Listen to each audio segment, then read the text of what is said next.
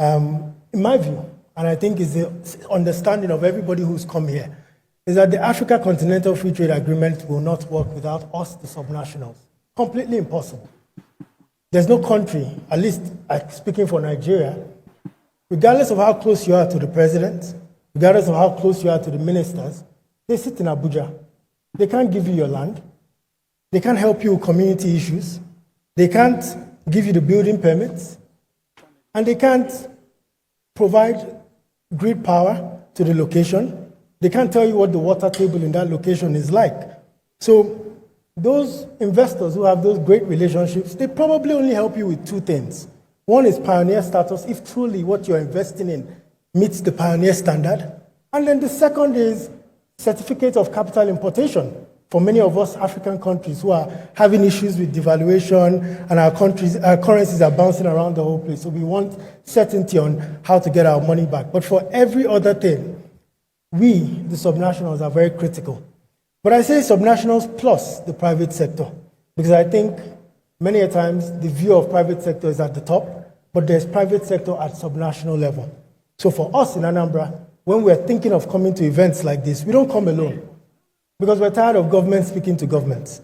We come with our private sector partners, such that we can promote both inward and outward investment opportunities. Such that if we have great conversations with our counterparts across other African countries and other African sub-sovereigns, we can actually have someone who can put the deal together, and we know what everybody is going to be bringing to. So, for me, the importance of subnationals is, yes, we act as that link between, okay, it's up, excellent, thank you. Do I have the clicker? Clicker, please. Thank you. I can assure you it's going to be interesting, and we won't fall asleep. So Mark Okoye is the name. Been in government subnational level for the last 13 years. I've served 3 governors, and I've bounced around the whole place. Budget and Planning Commissioner, special advisor on this, special advisor on upstairs, special advisor on downstairs, all sorts of things. So I just call myself a servant who is passionate about impact, and I want to play a role in making Anambra great, but by extension, making the African continent great. So a lot of what you see is what we know. We know what AFTA is, and I'm not going to explain that. But like I said, we, as subnationals, we act as that link between national policies and local implementation. We also ensure grassroots inclusivity, allowing the local communities and the grassroots industries have a role in achieving AFTA. And then we can also address specific regional challenges. In Anambra, we fall into a region called the Southeast Nigeria. But so we look at infrastructure on a regional level, because many a times if we're looking at a rail project in Anambra, it may not be viable. But if we can look at that rail project and see how we bring the 5 states in that region together and connect it, give it connectivity to the federal rail program, then financing starts looking interesting and viability starts looking interesting. And then obviously we can foster collaborations. In Anambra, we have a market called Onitsha, which is the largest market in West Africa. And for many years, that market has been implementing AFTA.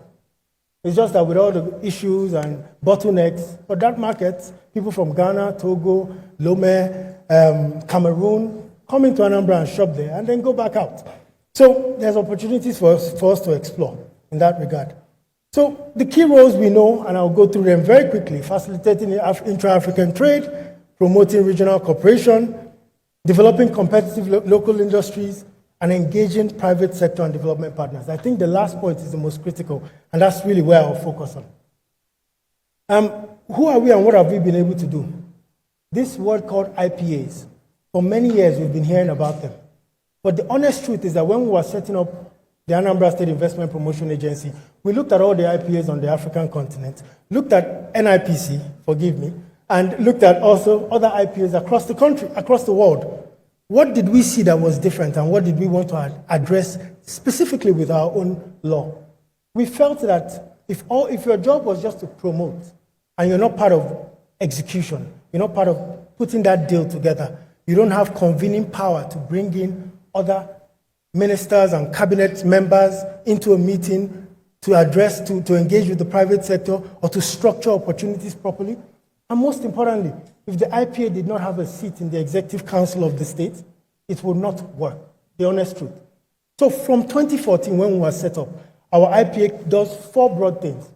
First of all, we have a seat in the Executive Council of the state. We don't go through any commissioner. We speak directly to the governor and get his blessings on his or her blessings on whatever we need. We also then do the investment promotion, organize the summits, do investment facilitation, but most importantly, we structure projects, public-private partnerships. I came here with one of our investors and I introduced him at the appropriate time.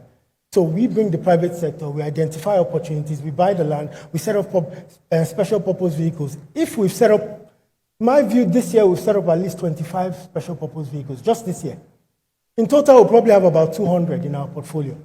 But most importantly, after structuring those projects, our law empowers us to manage the investment. And that's where the bite and the respect within cabinet comes from. Because if, at my view, I don't know about the other states, but our states, 2% of government spending is the economy.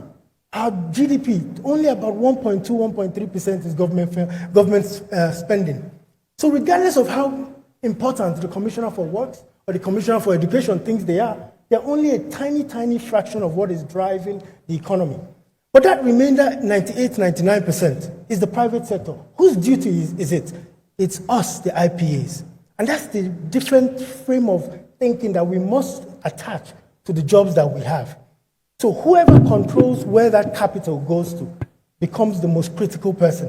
And that's what we must communicate to our governors. We must communicate to the wider stakeholder ecosystem that we fall part of. And obviously, we do protection of investments. So in the last 10 years, and I say 10 years, but that 10 years is broken into the first 8 and the next 2, and the last 2. The first 8 was what we call our ANSIPPA 1.0 phase, where we did a lot of what we're discussing. And some of the projects we have, first, Coast Rice Mills is the largest rice production and processing facility in the whole of southern Africa, southern Nigeria. And Anambra State has a 5% stake in that. We built the road and we handled the community issues. The second one is the poultry facility, the largest in southeast and the south-south Nigeria. And it's about $30 million. I think they do 2 million birds or so. We have a 15% stake in that. Oka Millennium City, and the gentleman is Oka Millennium City. He's here, I came with him. In the last 3-4 years, we built a brand new smart city, 100 hectares, working closely with him. My job was to find the land, solve the community issues, get him all the permits that he required, and his job was to raise financing. But the beautiful thing about that investment is it started only 4 years ago, and today it's completed. 16 kilometers of internal roads, fiber, water, and power is piped to every single plot, all 762 plots. How did we achieve this? Because we all know, and we're all facing the same issues. Funding issues, these issues, how to attract financing. We did not actually take any money from any bank on that project. It was a $50 million project. We did not take any money. We used this as a test case to see if we can attract diaspora financing. So they brought in about 2 to 3 billion naira of financing, and then the balance was purely pre-sales. So you go to that city today, the plots are owned by doctors who are in the US, doctors who are in China. They are Nigerians. But as governments, subnationals, we can reorganize ourselves in such a way that we attract this money. When you hear $30 billion, $25 billion of diaspora remittances, that money is coming in to propel our economies. The question is, how are we reorganizing ourselves to bring that money to our own states? So for me, it's practicality over theory. Then the next point is Onitsha Shopping Mall, private equity firm, Africa Capital Alliance. They brought in $40 million. We brought in the land and solved the community issues. The next is Oka Shopping Mall. For 11 years, abandoned.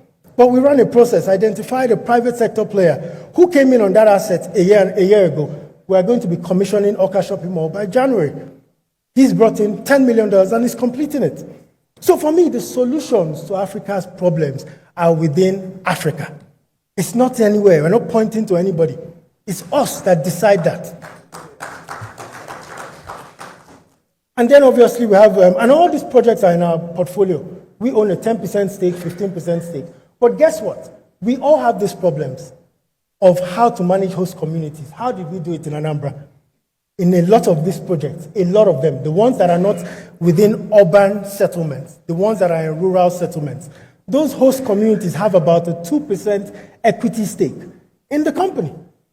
And in addition to that, there is a corporate social responsibility infrastructure plan that the company must honor. And our preference is that you don't build your factory then start thinking about the CSR initiative. We want you to start both projects together. So if we've negotiated with the community for a small health center or for a school or to renovate or a general hospital within them, as you're building your factory, you're also commencing the CSR project. That way, the host community is the one that ends up helping you address the insecurity problems around your investment. And same for all the other opportunities. So what have we done in the last 2 years? In the last 2 years, we changed our strategy a little bit. Rather than sitting back in Oka and waiting for investors to come up and give us ideas, we went to the governor's manifesto, who is the former central bank governor, African Central Bank Governor of the Year many times under Olusegun Obasanjo presidency. He's now the governor of Anambra. His name is Governor Charles Chukwuma Soludo. His view was that he identified 5, 6, 7, 8 major projects, including special economic zones and hotel projects and major infrastructure projects that will help redefine the economy in Anambra State. Now, our job as ANSIPPA was to take those projects from conceptualization to bankability. We've held 2 editions of the Anambra Investment Summit. The first editions were probably signing contracts with the likes of Mahindra, with the likes of CPCS to help us do our feasibility studies. So when we think about budgeting structure in the state, about 5% of that budget gets invested in getting projects bankable. We'll buy the land, we'll set the special purpose vehicle, we'll run a process and get the best. Why did we select Mahindra? Mahindra are the ones who've designed the most successful industrial parks, both in Africa and also in India. So for us, and I'll be very honest here, and forgive me if because the beauty about being young is that we are fearless and we say anything, and if you kill me, you kill me, but I know you won't kill me, you appreciate me. But many a times, and I speak to ourselves, in government, we want to put the food before the work. Now, when we run a process to select the best consultant, we're doing it for a reason. Most times, that best consultant, the best they can do for you as the person who gave that contract is to probably send you on a study tour to India and show you a few things. They're not going to give you 30 or 40% of the contract sum. They would never. Why? Because they have their credibility to protect. They have contracts with AFDB, contracts with UNIDO, contracts with Afreximbank that outweigh whatever pennies you can offer them for your work. But the beauty about working with such consultants is that those guys are already in bed with the DFIs. And the second the Afrexims of this world, who we've worked very closely with for the last 1 year, when they saw we were working with Mahindra, the discussion went from 10% to about 99%. How do we get to financing? So we need to think through how to ensure our projects are bankable, but bankable where we are using partners who are credible and have high integrity and will deliver the work within a stipulated time frame. And that's really what we've done. And where we are today is that we now have opportunities. Our investment summits that we held in the last one about 2 weeks ago, our booths were not speaking to ministries. Oh, Ministry of Education booth, Ministry of this booth. No, the honest truth is that our booths were speaking to opportunities. And from the slide that I have up there, you can see we are telling you where the opportunity is. Is it a greenfield project? Is it a PPP? Where are we at pre-feasibility or concept stage? Have we completed the feasibility study? And then next to that booth, you have a QR code that you can scan and actually feel the expression of interest. So I can stand here and speak authoritatively that in the last Anambra Investment Summit, I had 370 expressions of interest across 11 projects that were showcased. When we are going to the market with those projects in January, I actually know who is my initial target market that I'm going to work with and then build up from.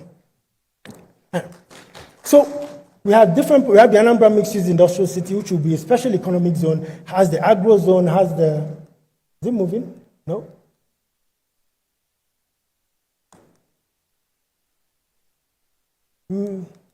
Check, guys, please. This isn't working. Well, anyway, we have this document everywhere. We can always share with anyone. But I think I want to end with, because this document has all the opportunities. And for anybody who's interested in working with us, I think you can, my colleague, the head of public-private partnerships, Congo, is here. my private sector representative on the trip, Mr. Chimi, is also here, and we can always engage. But I want to end with two things. We're doing all of this, and we are still an IPA. But the honest truth is that when I look at the law and I look at what we're doing, it doesn't quite work. So there's a new concept that we've worked on. The law is in the House of Assembly, waiting to be passed. It's called the Anambra Development and Investment Corporation. Now with that, it's going to be its own special purpose vehicle, but all these investment opportunities and stakes, that equity stakes that the state has, we're going to transfer it to that. IPA will just continue to promote, but that is going to be essentially the Africa Finance Corporation of Anambra. We launched it at the last investment summit, and we got two major investments. Fidelity Bank has taken a 1 billion naira investment in it, and also Cardinal Stone, the country's premier investment bank, has also picked up a 1% stake. Why are we attracting, why do we want them? 1.5 billion naira, we probably can rejig our portfolio and find that and put in, but we want the credibility, corporate governance, and transparency that comes with those institutions. So we're handing them golden shares, and they sit on our board, and they'll be the ones to drive the investment committee. Our view is that this Anambra Development and Investment Corporation will be, in our view, the platform that can engage from local capital markets, domestic capital markets, equity and debt capital markets, raise funding, get listed, and use that to sustainably drive the transformation that we want to achieve, to help us achieve the after. So that is somewhere also in the presentation, and I'm sure they will share it. But the last thing I wanted to say, which is making after work, right? What in my view are the key takeaways? I think as state governments, subnationals, sub-sovereigns, we need to be intentional, deliberate, and focused on achieving our goals and objectives. We have a wonderful plan like the governor of Kisumu has put, but I think that plan does not sit with him alone. Everybody working for him needs to embody that plan and focus on it and sell that plan deliberately. My governor is not here, but I'm doing just as good a job for him because he can't be everywhere. So there has to be a governor of Kisumu agent in every single person that he hires to do this job. That's the only way he's going to do it. He can't be everywhere. Number two is we need to create investment opportunities that are underpinned by your comparative advantage. What do you do better than others? What do you have that others don't have? And that's the starting point for your opportunities, not to do everything at the same time. In Anambra, we're the biggest market, and we're also big in industry. We're focused on industrialization and also selling the goods. We don't want to do healthcare. We leave healthcare to Enugu, who have nice lush greens. We want to do business and we want to trade. That's what we're focused on. Stop selling concepts and start selling investment-ready projects. Gone are those days of us saying we want to do a nice stadium. No. What are the numbers and the financials that an investor is looking at it and says, okay, if I put money, I'll get in 15% return on investment and I'll get my payback period in 6 years. Even if it's 8 years, the honest truth is that you have shown that investor a certain level of innovation and professionalism and detail that they are already familiar with how to work with you. Then you have government's role is to provide enabling infrastructure and the ease of doing business. I can end that there, but let's bring this home to Africa a bit. If we only as government focus on ease of doing business and enabling infrastructure, when the economy sees what it has seen in the last 2 years, where in our countries, NPR is anything from 27% to 35%, what kind of industry can you build that way? So what should governments be doing in an African situation like this? We should be putting money and actually investing in these projects. So in some of these projects in Anambra, we are putting our own money to catalyze. Because perhaps just the nice concepts and the feasibility, financial feasibility is not enough for that investor, given the current economic landscape. But if they start seeing the hotel coming up, or they start seeing the industrial park coming up, even if it's 10% you have that you can use to catalyze it, just maybe you look a bit more different and serious to your counterparts in other sub-regions and other countries.